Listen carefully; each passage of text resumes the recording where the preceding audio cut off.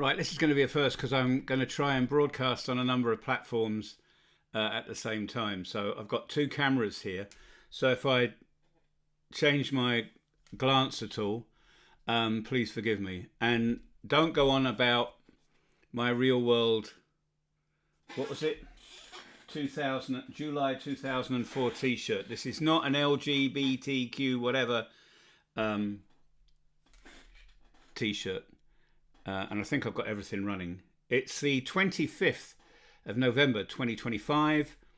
The weather outside, well, having been full of snow, and if you follow me either on YouTube, Substack, and I do have a placeholder, it's called a placeholder, on Facebook and Instagram. The Instagram and Facebook channels are not really updated a lot. What I'm trying to achieve there, because I don't want to exhaust myself with making all this comment. Hello, the Shavincic family. Nice to see you. Hope you're keeping warm, because we're quite chilly here at the moment. I do have the heater going on. But yeah, on Instagram and Facebook, there is the Coffee and Rakia accounts, which are, I think the formal title is their placeholders, trying to tell you that you'll get most of my content on Substack. So you'll be watching this on Substack at all. So belated happy birthday to her dearest Tamara. Thank you so much indeed, Ivy. Yeah, it was my wife Tamara's birthday the other day, and we had lots of fun. So I'm going to try for the first time ever to have two cameras running. One is recording, and I'll put that, as I say, it'll definitely go on Substack somewhere. And there's this one here on YouTube. You can comment on YouTube at the moment. If you're watching this on catch up, please get in touch as well. The last time I did one of these was in the evening from the slopes of Mount Igman, just outside Sarajevo. I was in Sarajevo for 5 nights, and I was teaching on a digital communications in crisis communications course. Sounds complicated, very complex course, but I enjoyed every minute of doing it. And I was working with a team of guys who I normally work with, who are based in Skopje, Macedonia. So there was a course here in Bosnia and Herzegovina being delivered in English by 4 Macedonians and me. It was a blast. A lot of work, long days, getting information across to people, where we had to have simultaneous translation as well, because not everybody on the course spoke English. But amazing time. And we did have some snow on Igman, so I got that sort of Olympic ski feel, because Bosnia and Herzegovina has got some amazing skiing places, not only outside Sarajevo, but on Mount Vlasic and elsewhere. So there are a number of places that you can go in the country to ski. So if you're seeing this and you're like a ski sort of person, I really recommend coming here. The snow now on those mountains, Igman, Bielishnica and Maglic and the rest of them, it's steep now. If you follow the channel at all as well, or my posts, you'll see that a few months ago, Tamara and I went with friends from Zenica to visit Lukomir, which is the most remotest village in Bosnia and Herzegovina. It is really like going back in time, and a place that had an impact on me. One, because it is so remote and it is so high. But the other thing is that Bosnia and Herzegovina is normally looked at as a patriarchal society. In other words, it's still very much a male-dominated environment. And when you get up to Lukomir, it's like a 180-degree turn. So the ladies are taking out the sheep, the cows and whatever, and the guys are staying back indoors. It is what it is. I found that quite amazing. But yeah, there's nobody there this winter. I think last winter the snow does come down to about 2 meters deep. And although there's only 14 or 15 families that live in Lukomir, they all come down from the mountaintop, bring their sheep and cows down, because it is tremendously difficult to stay up there. And I think last year there was 1 or 2 families that stayed. But this year, as far as I'm led to believe, and people that in the know told me,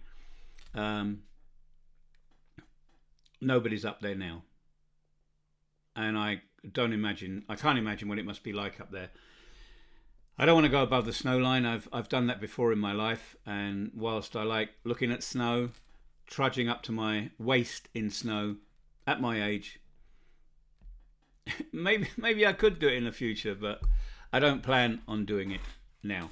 So the purpose of this broadcast is it's the 25th of November, and this is Statehood Day in Bosnia and Herzegovina. I do not want to get into the politics of what part of Bosnia celebrates Statehood Day and what doesn't. Not both entities, the Republika Srpska and the Federation of Bosnia and Herzegovina. Only one of them does it. I'll let you into it, full transparency. It is the Federation. But more importantly, the reason I wanted to do this is I really should have prepared a little bit better. But I'm getting used to this software still after all these years, where I can put up images for you to see, and I will try and rehearse that for next time, I promise. But if you check out my Substack post and a note post that I put on YouTube, I have this coin. I'll turn it round. Now, you most probably can't see the detail of this, but back in 1999, my friend Saša gave me this coin. And on the front of it, this is in both Cyrillic and Latinic. I'll see if the camera picks it up. Maybe you can see it. That is a picture of Josip Broz Tito, right? And on the back, it has a picture, and I know that you won't be able to see that, but trust me, there's a picture there of the waterfalls of Yaitsa. And this coin was minted in 1973. Okay, and it was back then 40, 50, 60, the 30th anniversary of the founding of what was later to become the Federal Socialist Republic of Yugoslavia. So in this town in Middle Bosnia, Yaitsa, which was the original capital of the country, then it went to Travnik when the Ottomans came, and then moved to Sarajevo under the Austro-Hungarians. You most probably can correct me that I've got all that monumentally wrong, but cut me some slack. That's basically what happened. And in Yaitsa, the partisans were there. You can go to Yaitsa today. Wonderful place to visit. Great chivap. Not as good as Zenica, but it's great chivap. Lots of history there. And they have a museum from the council meeting, if I can put it that way, of the partisans, where they grounded and said, when we win this war against the fascists and we get our freedom, we're going to call this country the Federal Socialist Republic of Yugoslavia. And that was done on the 25th of November 1943. Although, having said that, when I look at this coin, it says the 29th. I'm not going to argue over 4 days. Historians might.